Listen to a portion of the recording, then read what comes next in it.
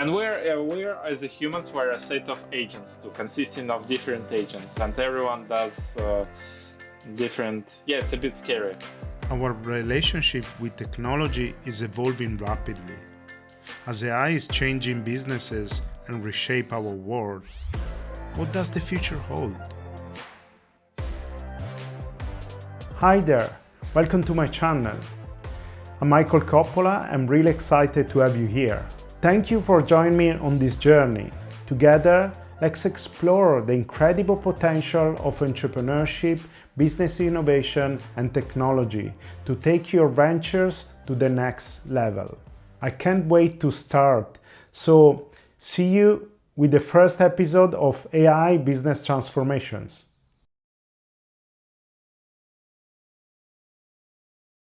Thank you very much, Anton, for joining me on this in this interview. I'm really excited to really know what are your thoughts on this topic, and I think I really wanted to understand your point of view on AI, on the state of AI at this stage, because I think we are really in a transformation, both for businesses but also for society. And I think it's really good that we talk about this. And yeah, if you wanna please give me an introduction, let me know more about yourself, and then we can jump into more in detail.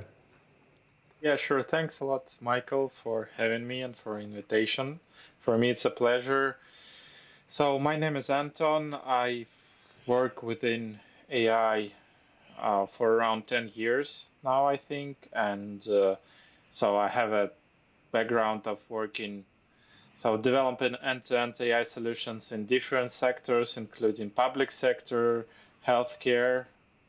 So currently I work within Industry 4.0, and so applying AI to more conservative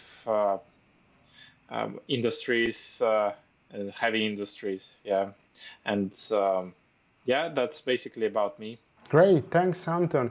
And what exactly inspired you to focus on AI when you started? What was the drive there?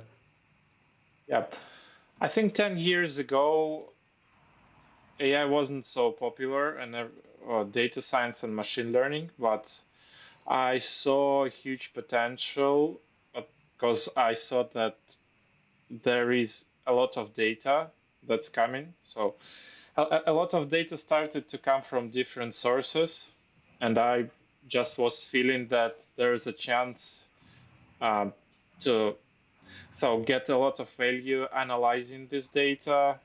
Yeah, it can be. It started as just a data analysis, yeah, and doing some business intelligence, so getting value from data, doing dashboards, and then on top of that, so the next stage was building data science solution, and the next stage, it's more kind of mix. So uh, someone differs now data science, machine learning, artificial intelligence. For me, it's kind of the same, but yeah, artificial intelligence is a part of all this all these topics. So yeah, basically, it just was passionate about understanding how data could be just how could we get value from the data, because it's a really huge asset that can bring a lot of value throughout different industries. Yeah, really interesting. So, do you think is deep learning and big data are almost the same thing? So this is what you are. I mean, yeah, they leverage a huge amount of data. So why you are saying that? Yeah, they are almost the same thing. So I would say big data. Um, so I think the goal of uh, artificial intelligence and all the solutions is just to get some value from the data.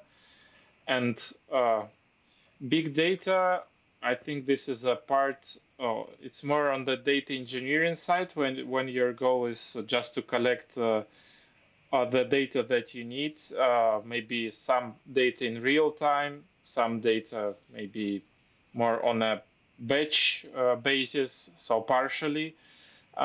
Big data is more, I would say, backend of the all uh, machine learning solutions and Mm-mm. deep learning artificial intelligence and machine learning artificial intelligence is a front end, yeah, so of these solutions. Mm. Great, great, great. Thanks.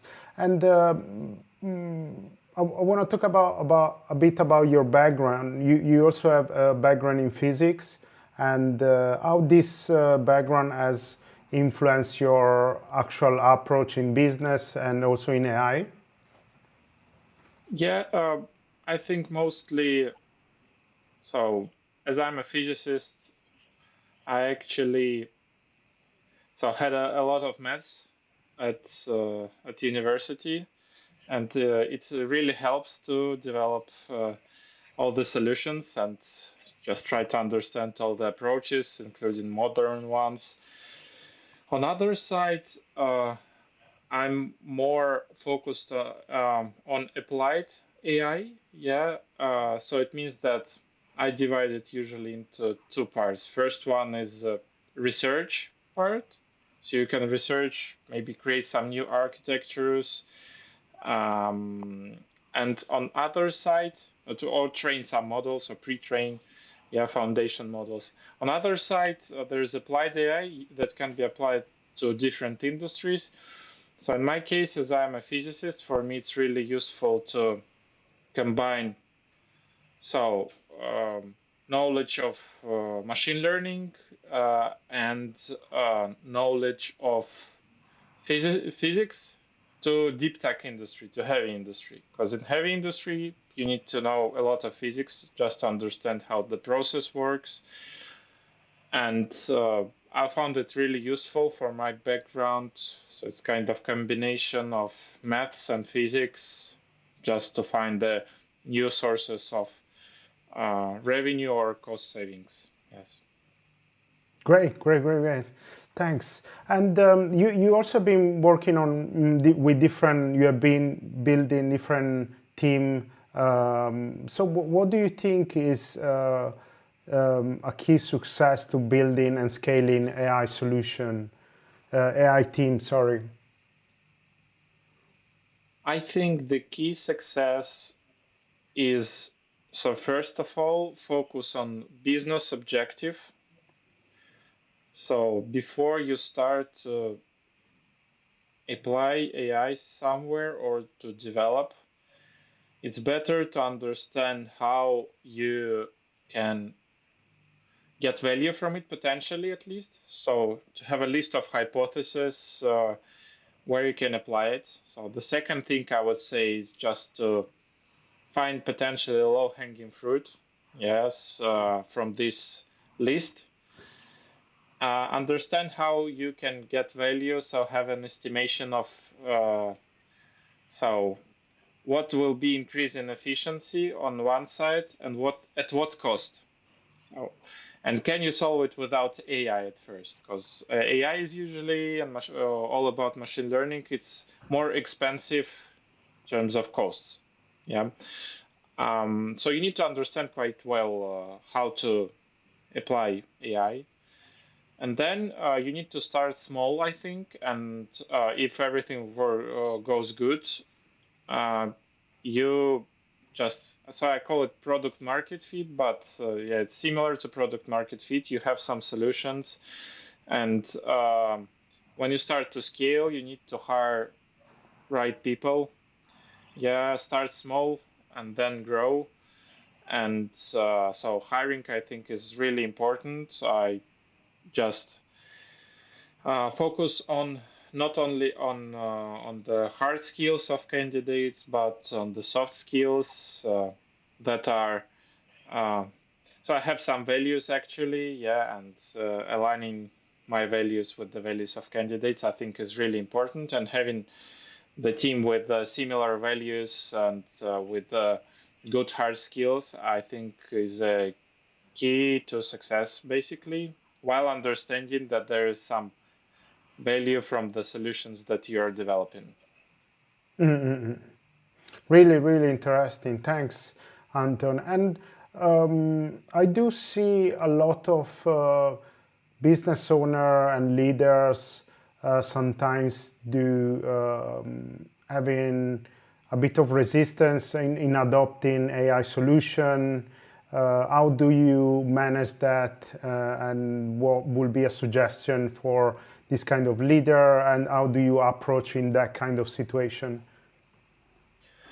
Yeah, I think the most difficult thing in the company is to start from scratch. Yeah, and so what I usually do is just finding some really fast solutions that you can build. So as I said, low-hanging fruits, and then so depending on the size of the team you are, Sorry, Anton, what do you mean by hanging fruits? low-hanging fruit is so just it's a phrase that's similar to something that you can just take and eat, so and not going up. Pretty easily together, yeah. Yeah, so so the easiest thing you can get. Um, It's already mature. Yeah, it's there. It's already mature. You just have to get it. Yeah. it might be not so mature. It might be just so the I think the main the main metric here would be the time you need to do, the time and potential benefits from that. So, and if you can do something fast with huge benefits, so you should do it first. And I think it's really important to find the people, depending on the size of organization, but usually it's really helpful to find someone who supports you on the user side. So you have idea of AI solution and you have users. So your stakeholders should be interested in your just idea and the users of the product. And then just build the first product, first prototype, and show the value. And after that, when there is a success, um, so there could be, so some cases are successful, some are not successful, but you need to do maybe a few of them in parallel at first, I think, just to be more safe. And so when you see some success at some point, so you should just um, market it, I would say. So you should tell everyone about your success, that everything works, and so get the feedback from the users, and then use word of mouth to spread to to spread the word about your solution. And then so I call it kind of maybe inside the company it's internal marketing, so kind of marketing I would say, and combine it with external marketing. We've tried to do some solutions without any marketing, and it doesn't work so good actually. Mm. And yeah, it took time for me to understand that you need just to tell about your success. Great. And so, could you give me an example of or AI solution that you have been, or AI project that you have been successfully implemented that had actually a big financial um, gain or an operational impact into the business? Yeah, sure. One of the first solutions that we've been developing and now so integrated nearly on all production facilities. Um, so in our case, it's mostly about production automation, and uh, so I call it Copilot for technologists. If you imagine part of production process, and usually there's a human who manage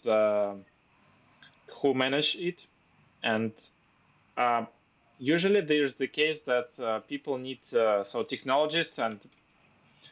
uh, technologists who manage the process, they are looking for 1000 parameters at the same time, so it's really hard to keep all eyes. You don't have 1000 eyes on all the parameters. And So we've built a system that helps to manage this process better by using predictive analytics, so understanding how the process will work in the future, and trying to just do some uh, manage preventive management of technological process. I'd call it to increase amount of metal that company produces. Yes, and so it's kind of similar to Copilot system, to any Copilot system that is used now, and similar to cruise control regime in the car. Yeah, so it's kind of cruise control regime in the car, but similar to transfer to production process, and therefore we're decreasing human factor, but we're not replacing the technologist. It just works by itself around 80% of the time. And at first we just implemented some recommendations for technologies. So you should change this parameter, this one, but it doesn't work well for the reason that you have these recommendations very often. Yeah, and we decided to just manage production process by ourselves with the ability to turn the system off. So this is kind of the first example that we've implemented in terms of metrics. So there's improvement in the amount of metal that we're producing by several percent, and it's equal to uh, around 40 to 50 million dollars annually on company profits. Yeah, so this kind of Copilot system gets tens millions of dollars basically, and increases. Yeah. Wow, so you've been able to save 10, 10 or more millions in the production process by implementing this. So what percentage is kind of 5, 10%? What was the percentage of improvement? Yeah, so in our case, it's not more than 2-3%. So it's not a lot, but the thing is that for the huge and for the huge company, even 1% increase in production efficiency, it's a lot of money. So this is Wow, wow, wow. That's really, really impressive. And going a bit more on general AI application, what do you think will be one of the most impactful AI application in businesses in the next couple of years? Um, that's a good question. I think it will depend on the industry. So I'm sure that uh, it's really customized. So all the technologies that are coming out are really should be personalized to the industry. So depending on the industry, there will be different customization of the technologies. Yes, but I think the easiest use of AI is more about conversational now. Yes, and chatbots and generative AI. But so I think it will.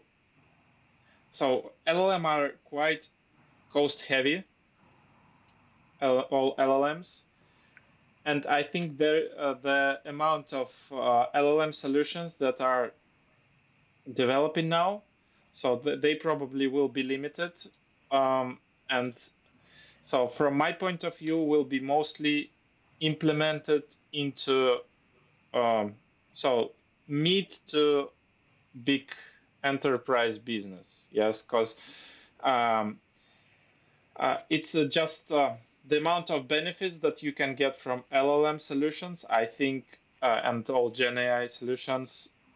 It's hard to measure on one side, but everyone agrees that there is potential benefits.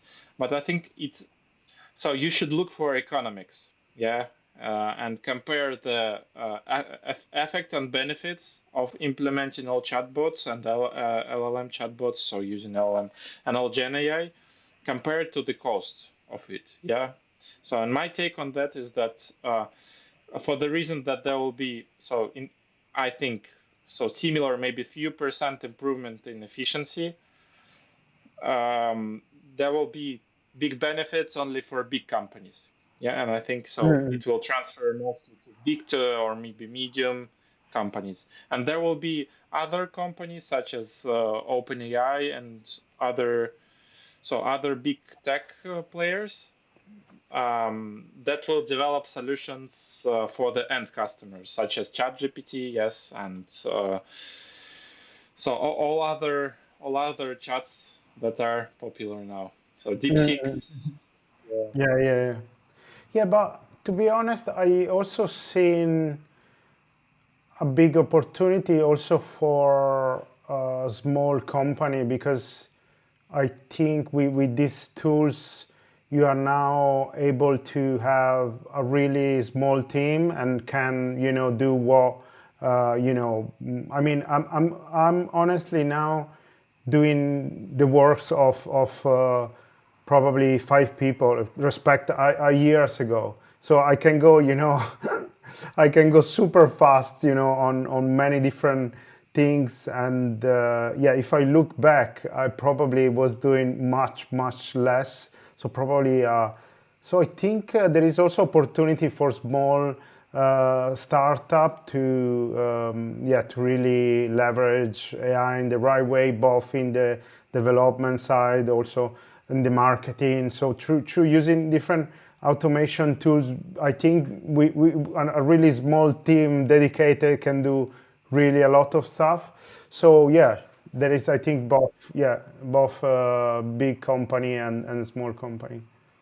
Completely agree with you on that point, but so I have one of my friends. He just built a prototype. Actually built a startup from scratch for 1 week, all idea, including doesn't he he didn't actually use any software engineers. He just he done all the things by himself. So Mm. he didn't. I think he didn't write any code before, but yeah, now he has a landing page and all this kind of things using AI. This is really helpful. Um, I think I call it, yeah, I agree with you. So my take on that is that these solutions are mostly developed using OpenAI and other models. Mm. This is what yeah, I mean, yeah, Yeah, yeah. So you mean more on a custom build solution? Yeah, yeah. yeah, yeah, yeah. Cool. Thanks, Anton. The next question is more about what industry do you think is leveraging most effectively AI at now? Mm, I think it's industry agnostic. Mm. Yes, and um, any industry that has a huge amount of data that can be used is just I think it can be used in any industry basically. So and I see the AI applications anywhere where you have data.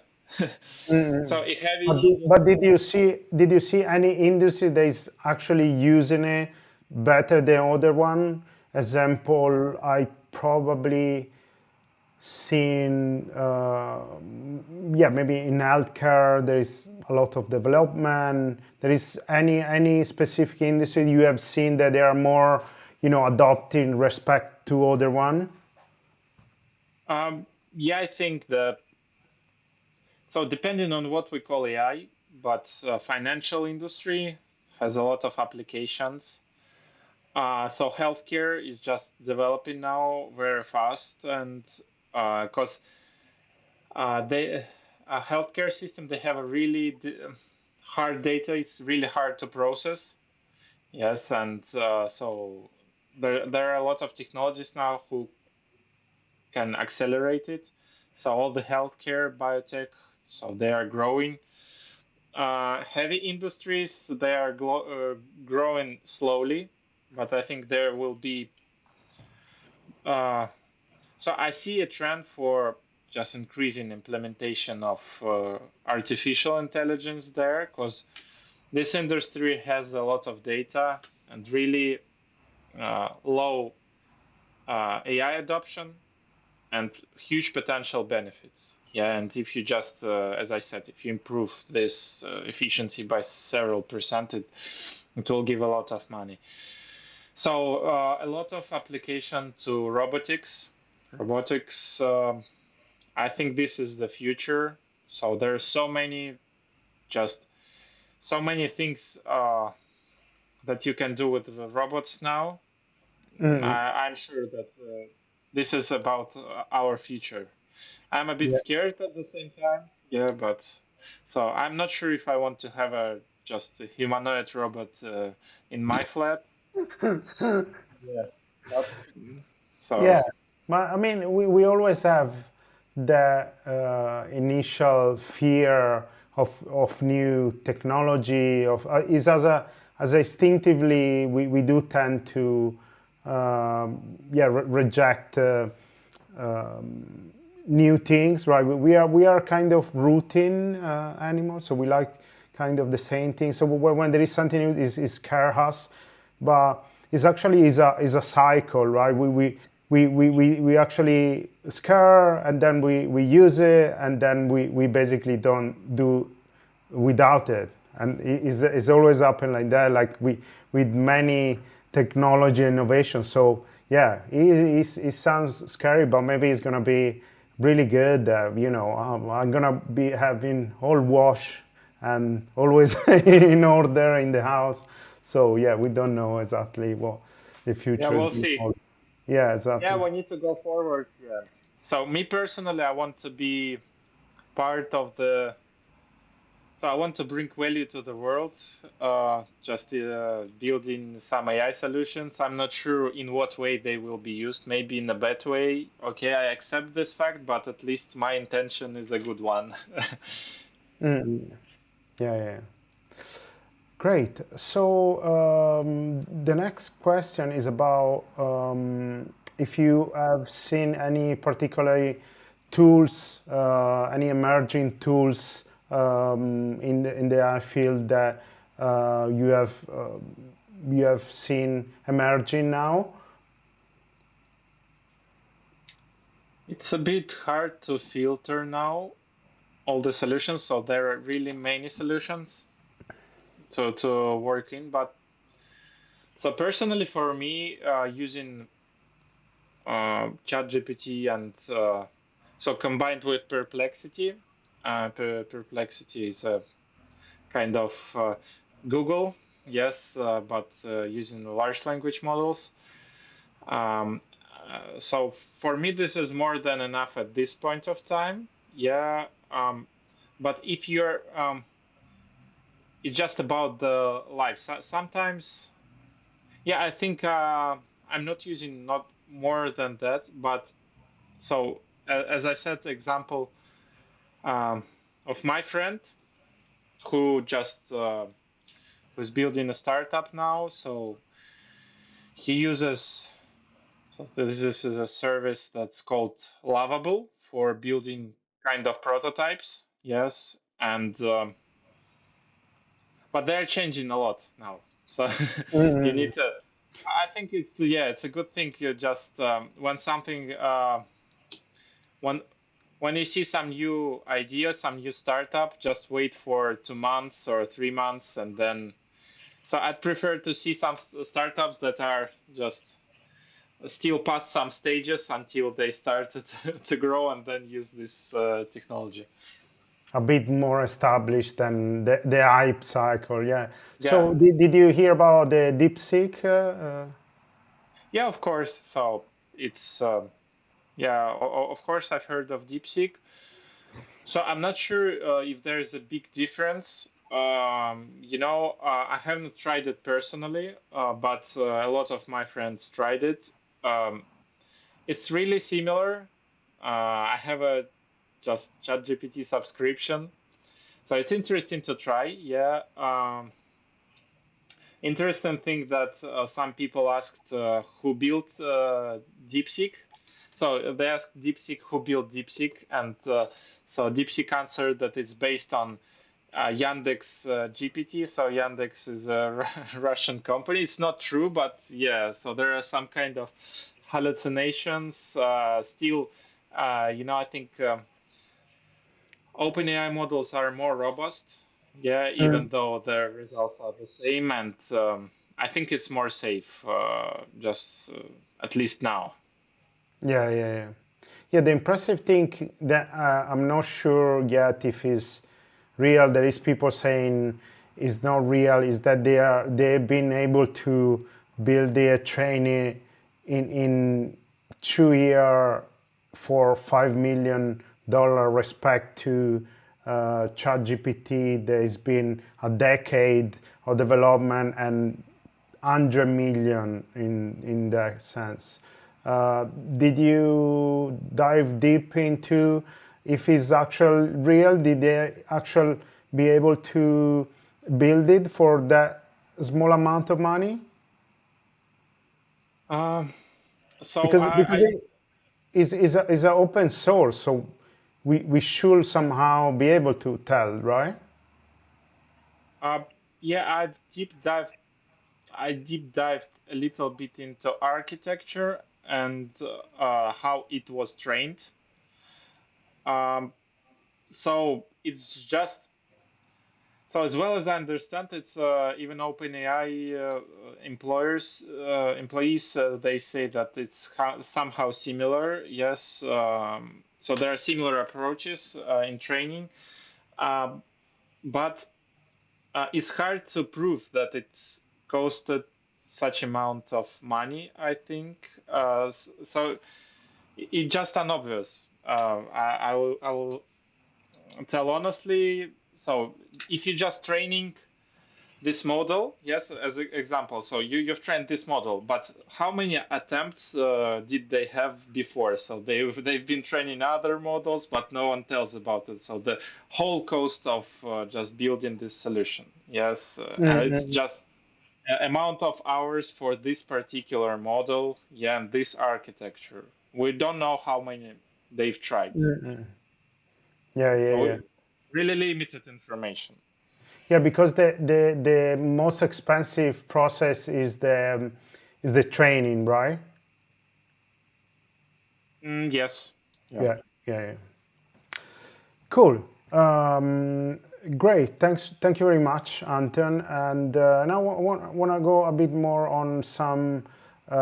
If you have any advice for someone that is getting into AI, that they want to jump into the industry, do you have any advice in that sense? And also, what do you think? What important skills someone has to have to for being in the industry? I think the first skill, so I think that in the future, AI will be everywhere. So, and AI applications in, as I said, in any industry. So, even if you want to just have some AI skills or to just have a job that is connected with the AI applications, I would say I would think of the industry you want to apply it.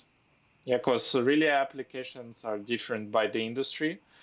So I would choose maybe first the industry or maybe few industries you want to work in. Um, Another thing, um, so AI is not just about uh, just data research, yes, and not just only about building models, yes. So it's about finding right data, data labeling, data engineering, so machine learning engineering. Uh, So all the kind of things. So we call it DevOps, AI ops, um, and data ops. Yes. So it's better to understand potentially where you want to apply all these things, or data analytics, yes, or analytics engineering too.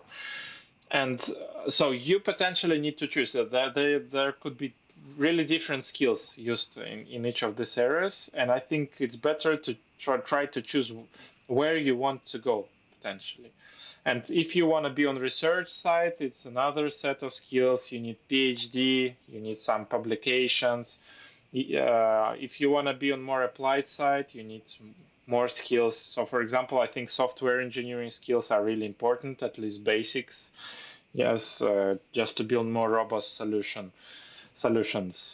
So yeah, choosing industry, choosing potential positions you want to work in, data, so machine learning models, all this kind of things.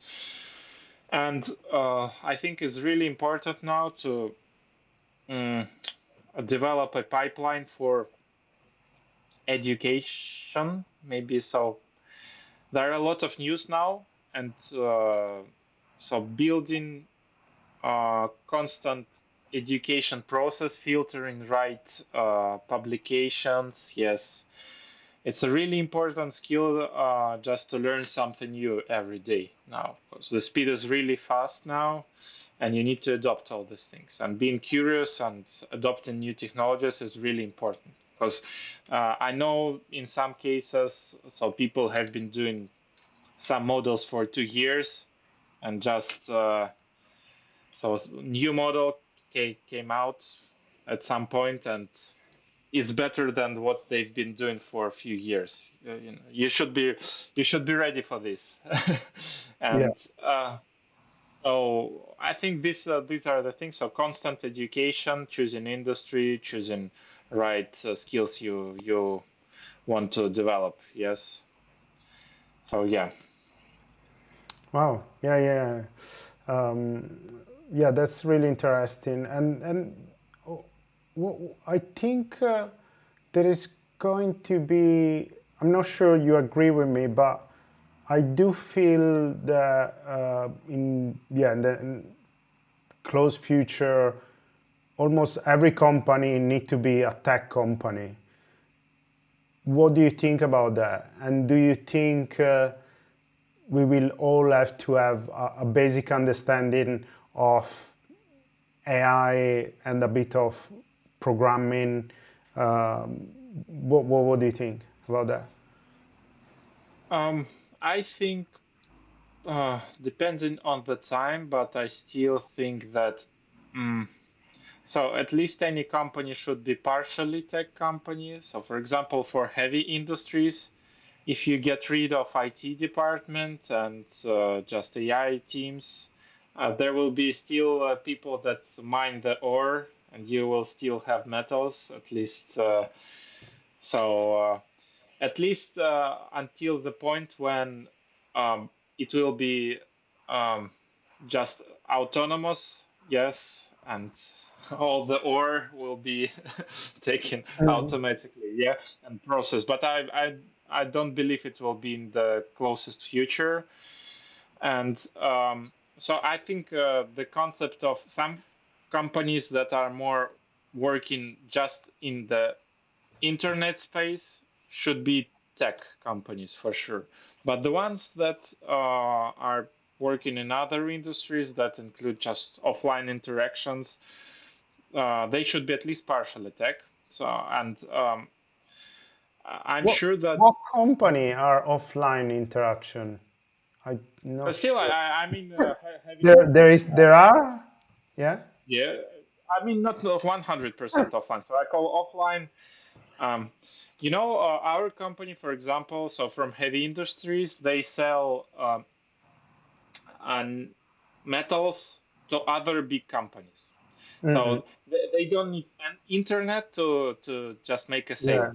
Yeah, So just yeah. selling, There's much more. Yeah, yeah. Physical. So yeah, there is the production, and then yeah, there's yeah, B2B more. sales. Yeah, Yeah, B2B yeah, sales, they are not about internet actually, and it's just So it will be weird if you will just look for a contract for $100 million on the internet. Yes, so it's more about offline interaction, and I mean, yeah, But anyways, they have them. They have a IT department, right? So yeah, is yeah, yeah, yeah.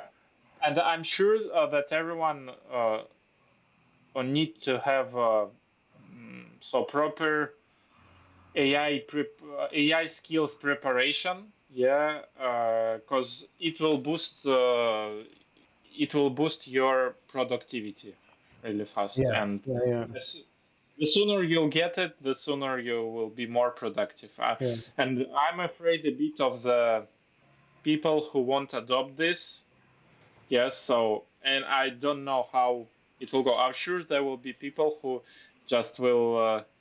So they don't want to use AI maybe for any particular reason. I'm not sure how it will go, but I'm sure that so having this AI skill set, at least basics, it's really important to be more productive. Yes, as an employee, yeah, or as a builder of your own business.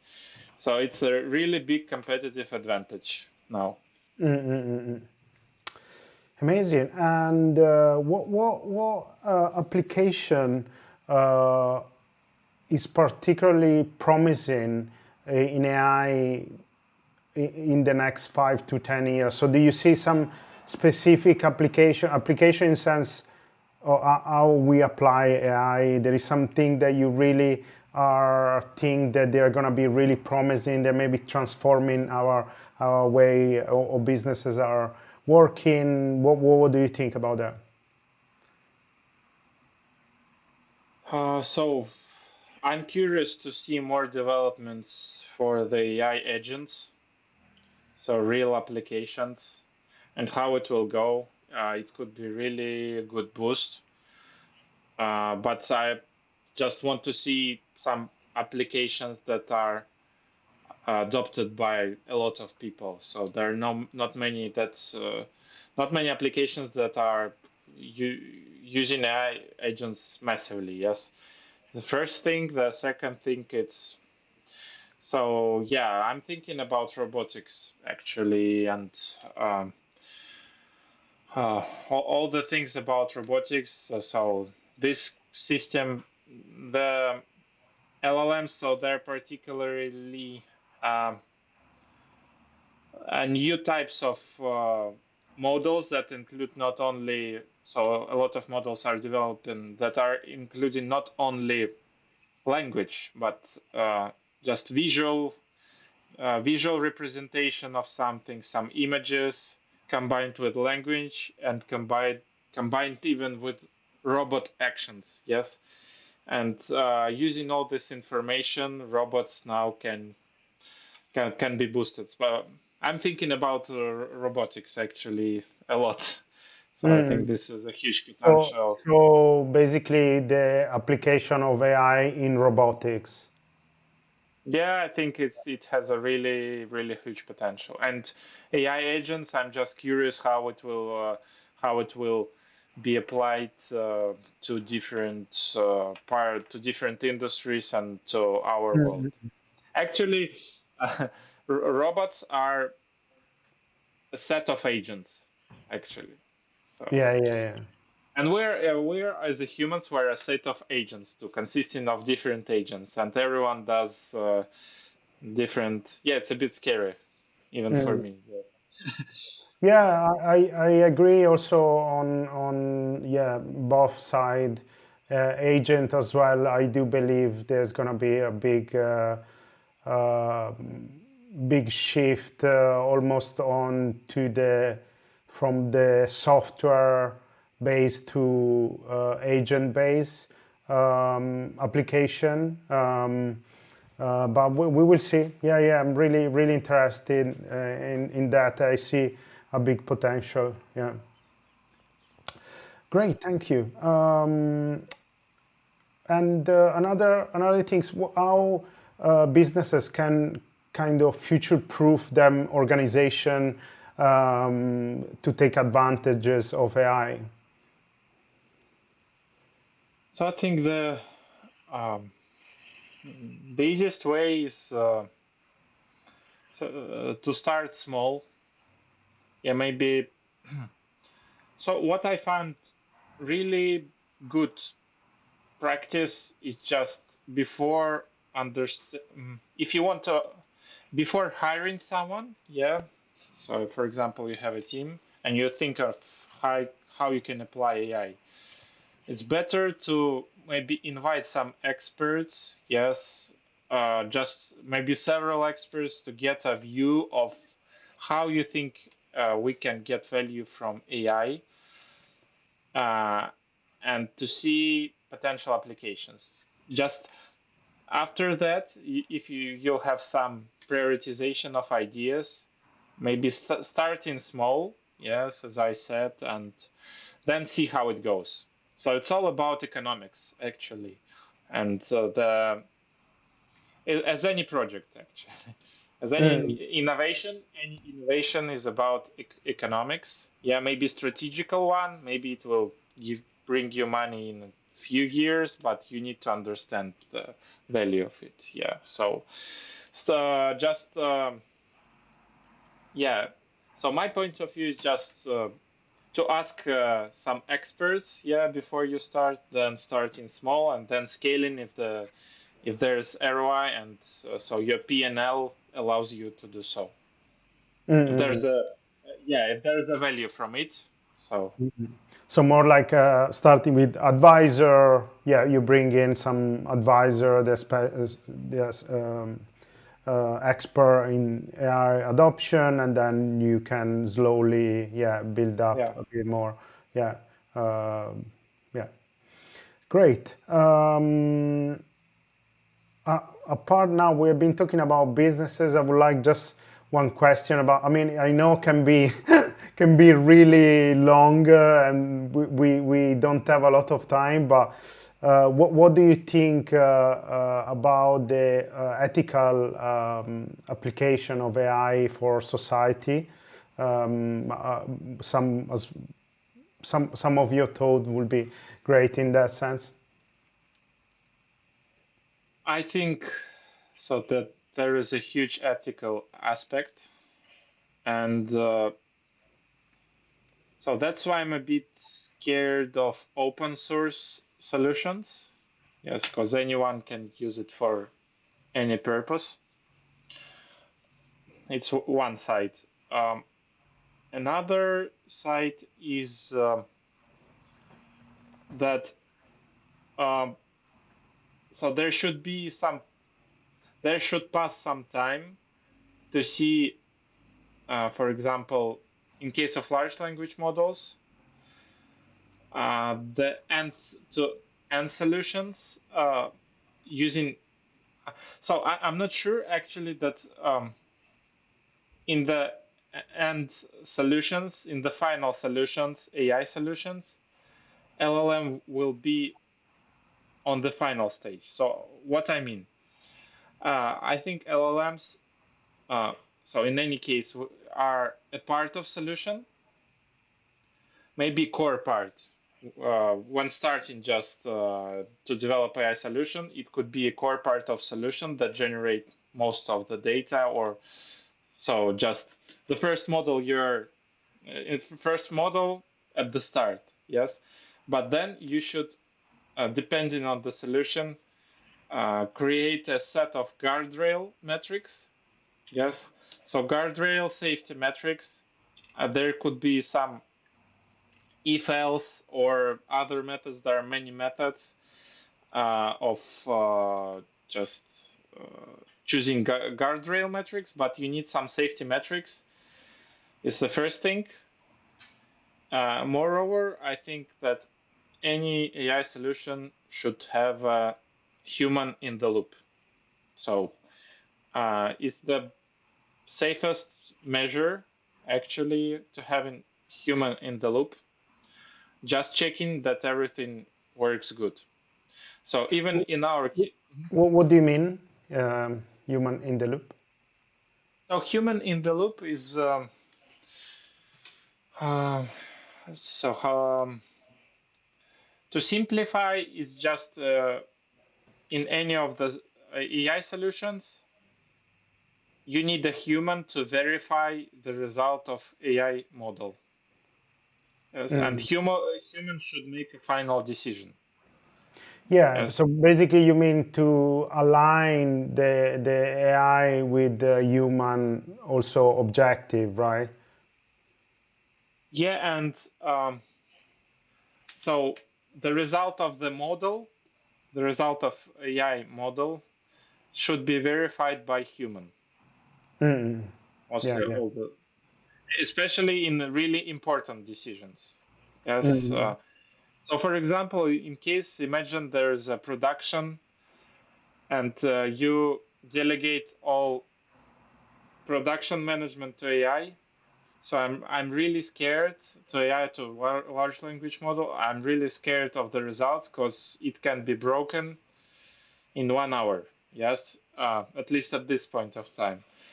And the cost of breakdown of the factory is tens of millions of dollars.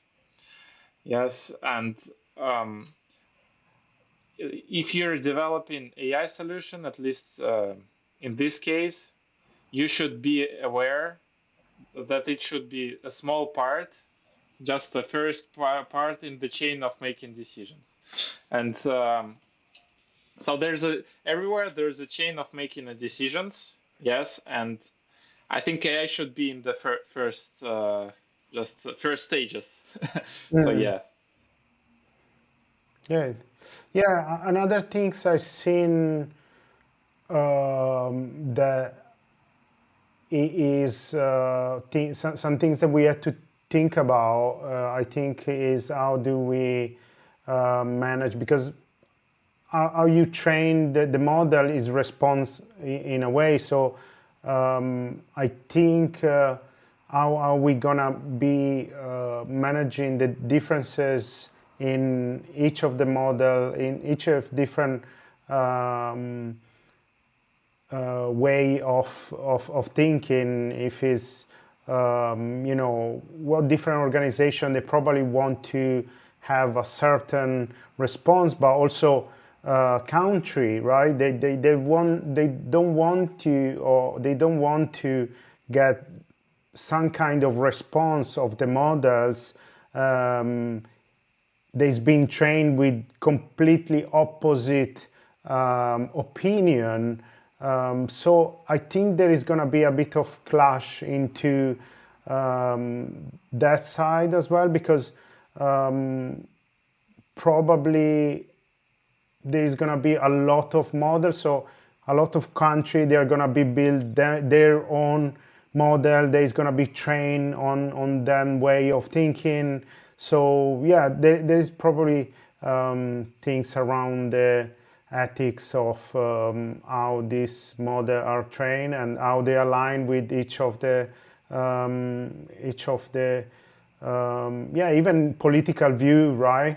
If you are a political party, and your the model that is used is actually against you, I think you're not going to be happy. So how do you manage that? So there is going to be some way to yeah, manage that. What do you think? Yeah, for sure. And so there's a stage when you're training a large language model that is called alignment. So this is basically the stage when you're aligning the models. But you have models that are, you also have open source models that are not aligned. But so depending on the use case, if you're a company, you should work a lot on just making sure the model is ethically correct, so aligned with your so with all the biases, yes, and with all the regulations, and with basically what you need. But so I didn't. So I think the at least at this point of time, uh, as I said, the easiest way to keep it robust is just to keep the solutions robust. Just to verify the model answers or model decisions by human, maybe, or even chain of humans, just to Mm. be more safe. Yes, and so I see some implementations, some real implementations of large language models to end users. So, and there are some solutions, but it's just emerging now. Yes. So they are aligned, still someone managed by humans. Because imagine it will be a really bad reputation if you use, for example, some chatbot large language model. And for example, someone asked personal data of other person, and large language model told you this Mm. Mm. personal data. It will be a really uh, big amount of money, yeah, that you need to pay. So still developing. Yeah, yeah, yeah. Yeah, we will see. We are really excited to see how, yeah, the development of AI is going the next decade. We are running out of time. Do you want to have any final thought, or also if you have any things that people wanted to gain from your work, please let me know. Yeah. Uh, I think the final thought is that world is changing. Yes, it's definitely changing. Speed is fast and AI develops fast, but so I think it won't be as fast as the implementation of all the solutions. So it won't be fast as the things that are as fast as the things that are developing now on the research side. So there still be needed some time to implement all the solutions.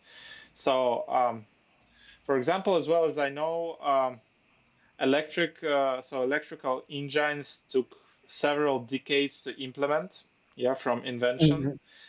So there should be some time to implement all the technology.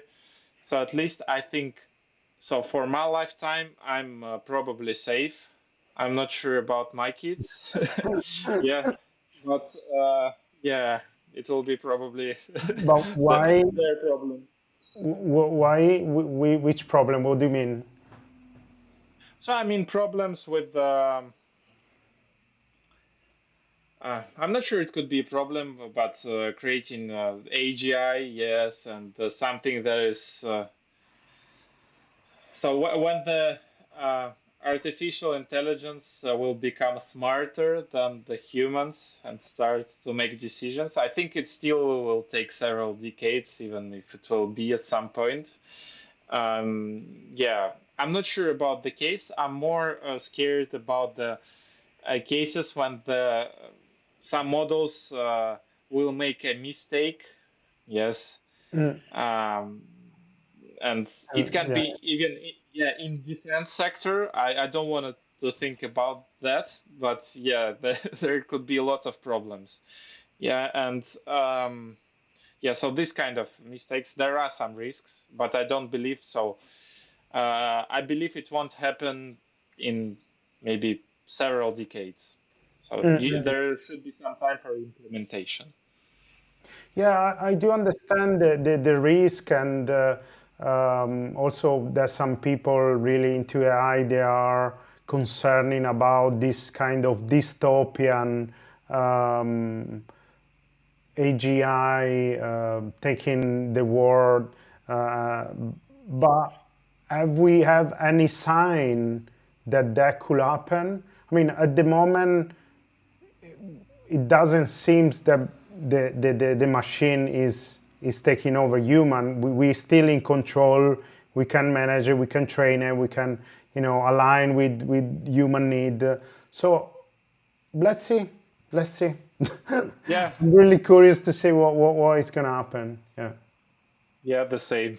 So we'll see. We'll see how it goes. We can do what we can do. Yeah. Yeah, exactly. We will get back on a call in 10 years, and Yeah, for we sure. will discuss about the changes that's been happening. Yeah. So Anton, Maybe in oh, sorry, maybe in metaverse. Yeah, we will have this. yeah, definitely. Yeah. Thanks, Anton. Thank you very much for your time. It was really great information, and really looking forward to have you again, and put you out the video. So feel free to reach out, and we will catch up soon. Yeah, thanks a lot for the invitation, Michael. One more time. Thanks, Anton. Have a good evening. Yeah, you too. Ciao.